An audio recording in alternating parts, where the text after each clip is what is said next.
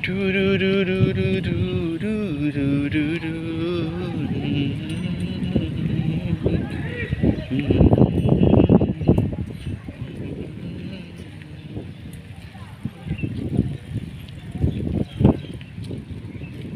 সামনে দিয়ে সাইক্লিং করা এটা খুব অপ্রতুল একটা জিনিস এবং অন্যায়, খুবই রিস্কি। কিন্তু ফাঁকা রাস্তা যদি আপনি পান, এই সুযোগ কখনোই মিস করতে হয় না, অ্যান্ড মিস করার উচিত না। এটা অন্যরকম একটা ফিল দেয় যখন আমরা মাঝ রাস্তা বরাবর সাইকেলিং, বাইকিং, অ্যানি কারিং যেটাই বলুন না কেন, যথেষ্ট ফিল আসে।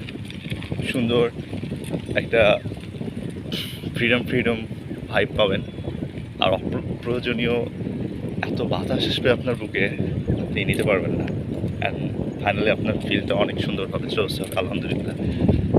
সো কেউ যদি চান এই ফাঁকা সময়টাতে মিস করবেন না।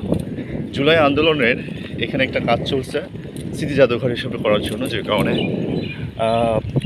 বঙ্গভবনের চারপাশে ব্যারিয়ার দিয়ে দেওয়া হয়েছে।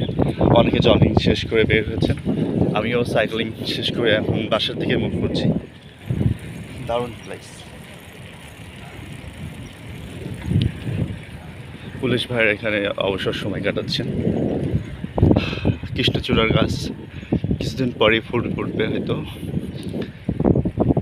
স্মৃতি জাদুঘর সংরক্ষণের সব কার্যক্রম তুমুল গতিতে চলে যাচ্ছে। ট্রাক যাচ্ছে, আমরা ট্রাক দেখলাম।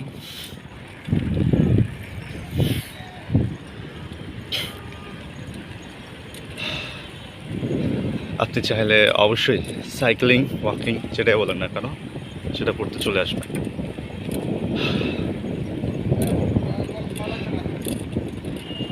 মাঝ রাস্তা বরাবর আর সাইক্লিং করার সুযোগ হবে কি না এই রোডে, যদি কাজ শেষ হয়ে যায় দ্রুত তাহলে তো হয়ে গেল।